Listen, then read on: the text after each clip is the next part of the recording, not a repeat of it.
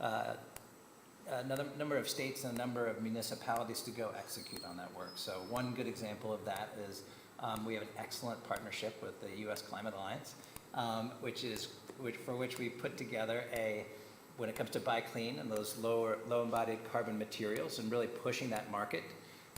We've created together a federal-state partnership that includes 13 states to date, who are also putting this policy into their procurement. And when it comes to concrete, for example, 50% of that marketplace is being purchased by the public sector. So that's a great example of partnership and execution, and we're seeking to build on that as we move forward. I think we see it in many other ways. I had the opportunity to be in the Mojave Desert in California about this time last year to commission a new 1.3 gigawatt solar energy storage project with the Department of Defense, where we're utilizing the Department of Defense property to provide this enormous contribution to the California grid, a grid that 2 summers ago was close to shutting down.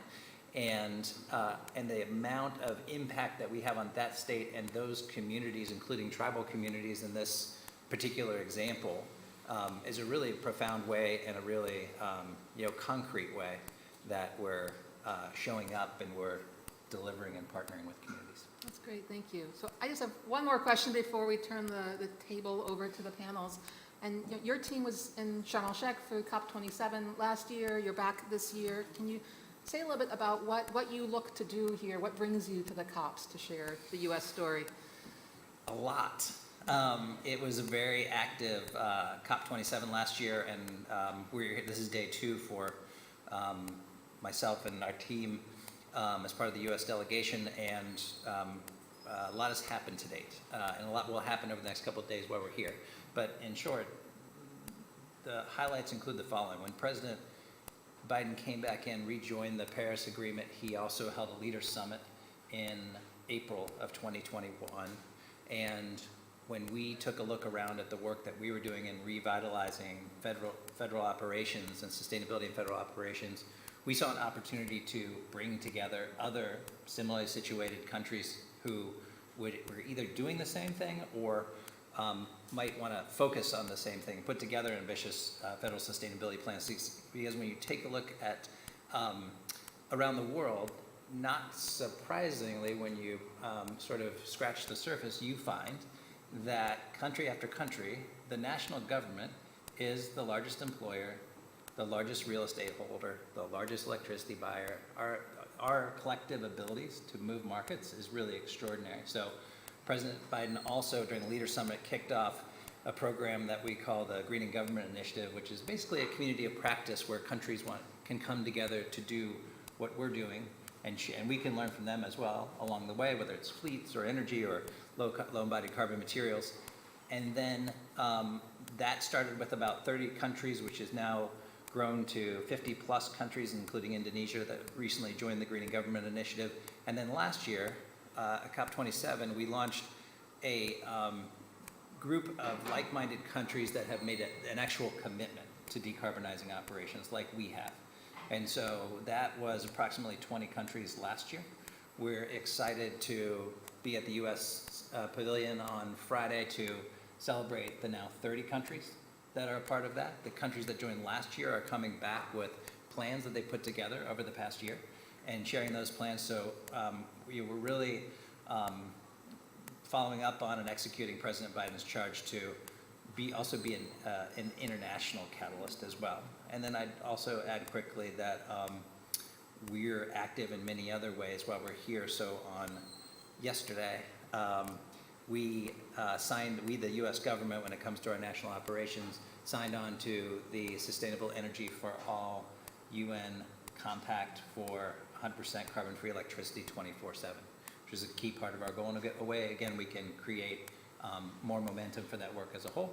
And then yesterday, we had the opportunity to join Secretary Kerry in and the UK, Germany, and Canada back to the government procurement and low embodied carbon materials to making commitments around utilizing that power of procurement to go execute on concrete, asphalt, steel, and glass, where thanks to President Biden's leadership and the Inflation Reduction Act, we have $4.5 billion to go invest in those as the government. Welcome our moderators. Energy. Right here.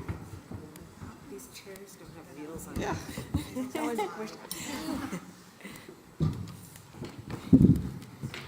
Thank you so much, Amy, and that was excellent conversation. Thank you so much. It's a real honor to have Andrew Mayock here, and it's terrific to hear about the progress that has been made at the federal government's level. So my name is Luisa Jacobson. I serve as president of the Business Council for Sustainable Energy. I'm so pleased to be a part of this event with our amazing partners, the Climate Registry, Georgetown Climate Center, thinking about, this concept of, creating demand to stir investment, and we're going to talk a little bit about that. And clearly, governments, given the scale of resources that they bring to bear and their purchasing power, really are a key part of creating that demand. And other things that we may talk about in the panel would include other policies, right? So anything like tax incentives or other regulations, loan programs, revolving loan programs. We have in the United States the opportunity at the federal level to do what many states have done and create infrastructure or green or clean tech banks. And there's a range of trainings and accreditations that occur, standards and codes that help build that foundation up. So there's a lot I'd like to explore, but I'd like to give each one of the panelists, to get us started, an opportunity to We started with a specific statutory direction to reduce emissions by 2020, direction to reduce emissions 40% below. And for the 8th largest economy in the world. So easy, all easy problems to solve. For the 8th largest economy in the world. So easy, all easy problems to solve up here. Teamwork. Teamwork, exactly. So the part of Schneider that I work on is focused on working with clients. It's our sustainability division, where we're an advisor. For example, we are embedding into the technology a calculation of embodied carbon in one click. Energy in the U.S. for a minimum of 10 years, probably longer, which is really important. But there was another nuance that I'll talk a little bit about around tax credit transfer. So the renewable energy industry in the U.S. has been funded partially through. We traveled together, and when elected, it's either a junket or you change that narrative. And we went home, we changed the narrative. We said we were going to be a climate-friendly administration. And I liked what I heard in the last two panels about the need to get subnationals more engaged. I like what I heard Alex saying about his state and how they're leading, but I think Ohio's almost the inverse. We're leading from the munis up. I represent 59 municipalities in Cuyahoga County, and the innovation are in those towns, in those small towns and in those larger scale towns. What we're trying to do at Cuyahoga County is provide tools. So a county executive has input on transit agencies, ports, housing, everything you can imagine we touch. Two things tangibly that we're working on immediately is we provided a different energy source. I just was texting my director of sustainability at 6:30 in the morning, his time in Ohio. How'd we do yesterday at council? But we're ahead on a Cuyahoga Green Energy company that is going to be alternative portfolio driven as an alternate source to a traditionally coal-fired Ohio. That's Cuyahoga County Green Energy that's advancing in 1 year. So that's a big achievement for us in our administration. But the second thing we're really focused on, we're aware that we are at the 20% source of the freshwater supply, surface water on the globe, and we've got to be the greatest stewards we can be. So we're trying in every way to teach kids that very story of that city that really had a terrible era and has now returned, but the kids are our stewards of our future, right? And so freshwater work is what we're going to be working on. And earlier this morning I was on a Greening Our Ports conference and just listening in on it. But everything we can do to decarbonize at our ports, to decarbonize at our transit agencies, and then, of course, where it happens at home, back to the munis. The mayors are leading the charge with the 15-minute cities and trying to create complete communities where you don't have to move every move in your community by way of a car. Thanks. That's wonderful. Thank you so much. So I'm going to ask a question to the entire panel now. So you've mentioned, many folks have referenced kind of your unique levers that are available for your particular role and scope of government. And so I'm curious if you can, talk through what you see as unique levers to where you sit, either within your, jurisdictional level or within your specific role, and how you'll be using those to implement strategies to decarbonize in this next year. Sure. Representative. So I think one of the unique levers we have in Colorado is, first of all, there's a unique challenge in that our state can't run a budget deficit, and we also have a constitutional amendment that prevents us from taxing and spending. So unlike most legislatures, we can't come up with programs and then tax to support them. What we have to do are what are called certificates of participation. Which becomes more challenging in a interest rate market like we're seeing today. 2 or 3 years ago, we couldn't get them out the door fast enough, and they've kind of slowed down in a big way. So we're right now studying what other financial mechanisms can we use as a state that are going to bring those industrial level changes to the state quicker. We in Colorado also bid on a hydrogen hub. But because, I don't know if you know where Colorado's at, it's right in the middle, and we're surrounded by folks that don't necessarily share the same views. So our partnership was with Wyoming and Utah, which wanted to make hydrogen using fossil fuels. I'm pretty sure that's why we ended up kind of on our own there. Now, what we're really going to have to do is look at a next generation electric technology, because we have the electrification in progress in Colorado in a very rapid way. We lack transmission, we lack distribution. So I think the thing that we're going to need to do to meet our goals as a state is first realize that if we're going to go electric and it's going to be clean, we have to find out where we're going to get that, how we're going to get that electricity to people. Our electric grid is old in the United States, and I imagine in a lot of countries, but ours is very old and it is not ready for the challenge ahead of us. So I think the unique mechanisms we have is that we can direct our regulatory commissions, and it's not always popular, I'll be honest with you, to rate-base programs to incentivize businesses to go this way. We've given them 20 or 30 of those, I would say, in my 6 years in the General Assembly, and that mechanism allows all of the people within the state to share a small piece of the investment that will go towards bringing those modern companies, those modern technologies, and those renovations that we're going to need to reach our goals.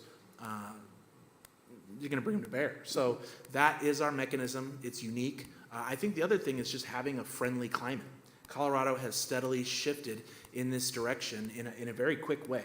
And we're on this track that I think is really one that's going to sustain. We don't have to worry about setbacks so much, I think, at this point. I'm going to cross my fingers and hope that. But we're definitely falling very far to the progress side, and therefore I think we're going to be creating new mechanisms and new financing incentives and new ways to rate-based programs to bring the right programs to Colorado. That's great. Thank you. Secretary McElhaney. Yeah, sure. So we use levers, several ways we really strategize on how do we push movement in Maryland. So one way, we have the Regional Greenhouse Gas Initiative, and so we can cap pollution. Right, so that's a way of getting the market to move the way we need them to move. And then when we cap emissions, we charge, right, and that's the invest part. So we're charging for the pollution. They're paying for the pollution, and we're using that money in Maryland to reinvest in the economy and in the green transition. So that's a real good way of pushing forward what we need to push forward. The other way that we're able to not just sit behind our own desks and make policy, it's an approach where we make sure that industry is involved. And so in Maryland, we have the Maryland Climate Commission. It's huge. We have industry on that commission. We have NGOs. We have everybody, state government, the leaders of all the state governments in Maryland, and together we talk about the climate challenge and what we need to do to move the needle. And so every year there's a big report that comes out of it, and industry agreed to it, and these are hard decisions. So they're all there. We all have a stake at it. And so that's one of the ways the Climate Solutions Now Act was really instrumental with those really aggressive goals in Maryland. It came from that big commission. And so that's just two examples of how we're able to make movement in Maryland. Very helpful, thank you. County Executive Ronan. Yeah, I think we were sidebarring a little bit about Mayor Buffalo and I go through the same challenges in trying to keep our city initiatives, hopeful and moving in states where we've had some complexity, working against the grain. But that being said, one thing I want to say about this COP is I do feel even between Charm and now a sense of optimism, and I think it's because people are showing proofs of concept over and over in these pavilions, and it gives us all hope. But locally, everything we do is purposeful with our munis. Things as simple as a city in Cleveland, once called the Forest City, really lost its Forest City, and we are now battling back with tree canopy. And everywhere we go, the county is incenting through its budget. We just passed a $1.6 billion budget yesterday. We're putting money in tree canopy, and we're creating incentive grants to communities to implement. There's early adopters who are moving on that front. I hired a chief operating officer who was a former mayor in a city called Brooklyn, Ohio. She took a 17-acre former landfill and put it out as a solar-fitted former landfill, and now powering up hundreds of homes in her own community. Every one of those is a proof of concept, just like we see at COP. And you start telling that story, and you start getting some Me Too's. I want to do this too. I want to be there with you. And so, I've found the early adopter mayors. Half of them that'll sort of join up with a group called Power Clean Future Ohio, and they're a coalition of probably a dozen county mayors in my county. But I'm saying across the partisan spectrum, see the benefits of a home in Brooklyn, Ohio, in a sort of a purple city, if you will, using your analogy, that a mayor lowered the cost of housing energy, housing costs, so on the energy side. So, just play out the proof of concept over and over again. I actually truly believe munis and metros and counties are going to be the place where America's going to turn the corner. It's really going to happen at that local level. Last thing I want to say is you can't ignore your businesses that are also showing proofs of concept. Our business chamber leader, Beju Shah, is with us today, and he's here for a reason, because he's got 40 major companies he serves back in town. But go with those who want to do better quicker. We have the largest integrated steel supplier in America in Cuyahoga County. It's a former LTV Steel, Middle, and now Cleveland Cliffs. Cleveland Cliffs is leading by example, talking about hydrogen hubs because they want to power through hydrogen. That's a CEO you want to hang with. So from munis to mayors and CEOs that are willing to walk the walk, I'm a big believer of show that proof of concept, and you're going to find a choir that's going to grow. It's very exciting. Thank you, County Executive. Mayor Buffalo. Yeah, I was just going to say, we're starting this large level and then coming down to the local level. The unique levers that mayors have are that we live in the communities that we represent. I'm running into, those voters who are pushing us for stronger climate action at the grocery store. I'm out to dinner with my family and somebody's asking what's going on with recycling, on our curbside. And so we have this unique ability to also know who the players are in our communities, who are those partners who are going to work together with the innovation that we need, who are the businesses that are pushing us for this. In Columbia, back in 2012, 2013, we started a Mayor's Climate Protection Agreement Awards based on, what all U.S. mayors signed on to in 2005. We started this awards program to give out to our businesses and organizations that were walking the talk themselves. And so now when I go out, in fact, when I went to our Schneider plant, actually in October, Schneider Electric has their Mayor's Climate Protection Awards prominent. I don't know if it's just because I was coming by, but when I walked in the front door, they're prominent in the lobby as we're walking in, because it was important to them as part of their corporate mission that we had that recognition locally. And we see that huge. And so when we're trying to think about, a new project to come in, or if I'm thinking about who could partner with us on doing some local power purchase agreements for renewable energy, those are the people that the mayors know who to go to ask. It's not a a foreign concept to think about, we just want more of this. I know who to talk to because I'm in the day-to-day operations with our community members on these issues. And so I think that gives us a unique lever. And then just like my earlier comment about networks, the networks that I have then with my other peers, we can lean into that and go across the different borders that we have to really see the innovation advance at the accelerated need that we have for this urgent, I'm trying not to say problem, but y'all, it's a problem. So trying to get those solutions in place faster, we can lean into those networks and those partnerships to get it done. That's great.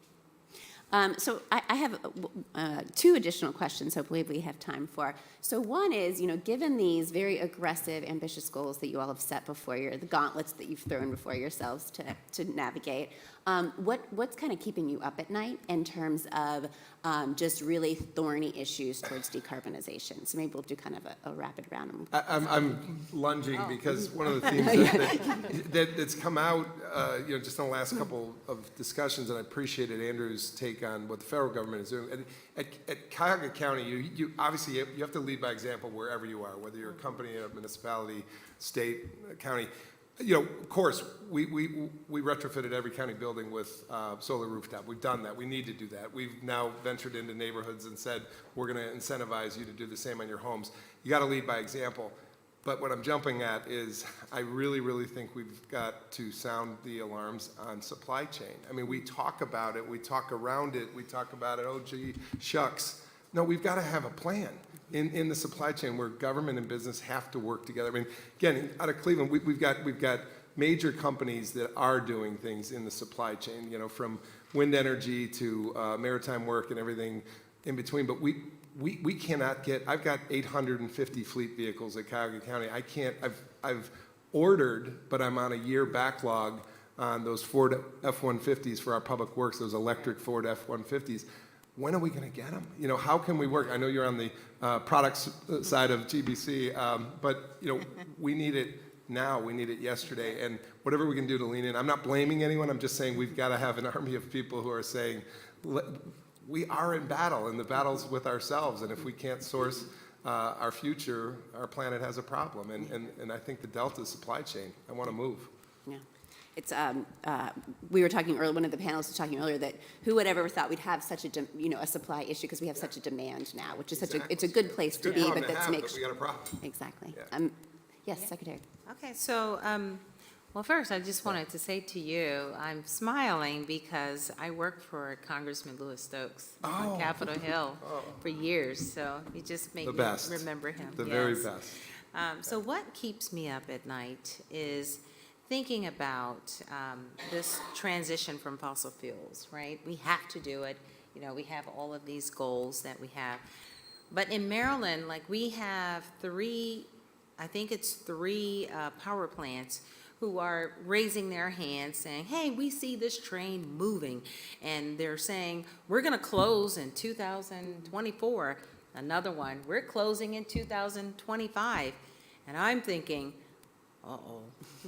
Well, we do want you to close, but not now. So, and it makes me, I'm afraid sometimes, how many hands are going to show up or raise their hand before we're ready?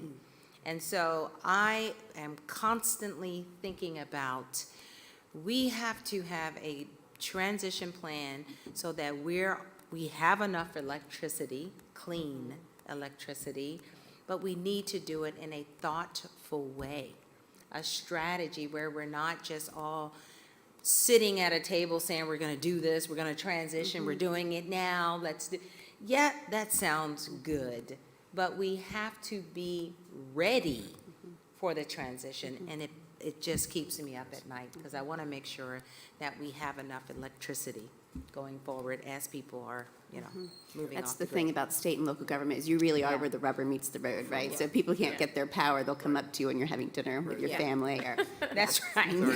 Representative That's Edison. right. Thank you. I want to piggyback off of that because something that is unique in Colorado is that we have traditionally been an oil and gas producing state. A large percentage of workers in rural Colorado still work in oil and gas.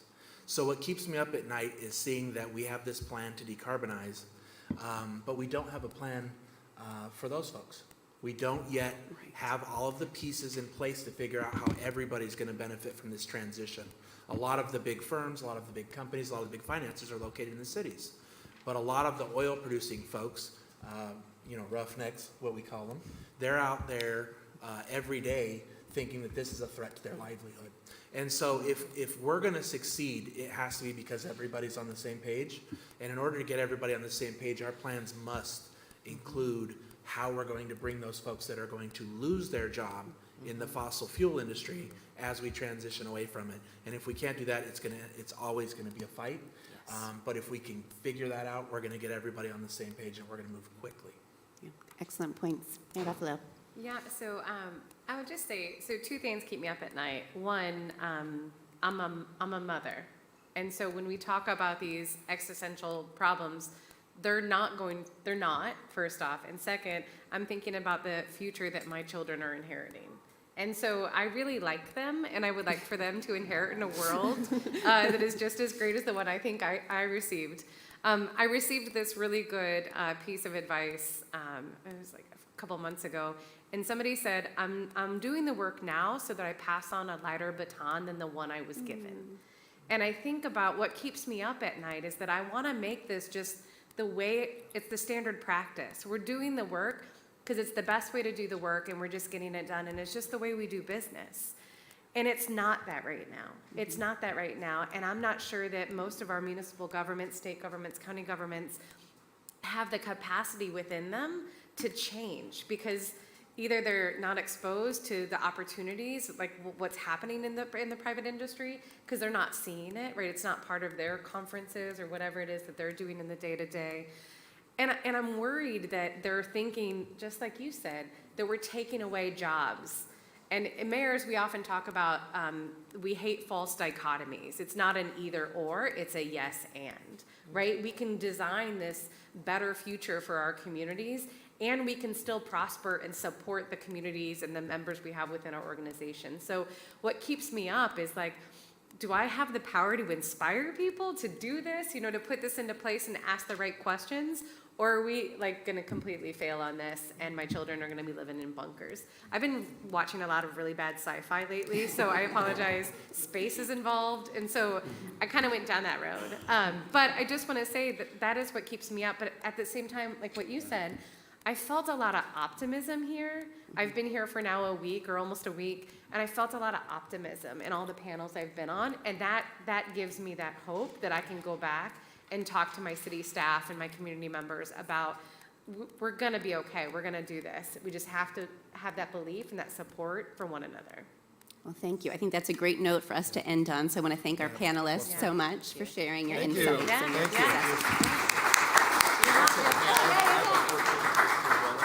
Thank you, Sarah, and to all our panelists, moderators, and guests today. And I think we all just have to remember we can go further and faster if we go together. So thank you so much for joining us. Bye-bye.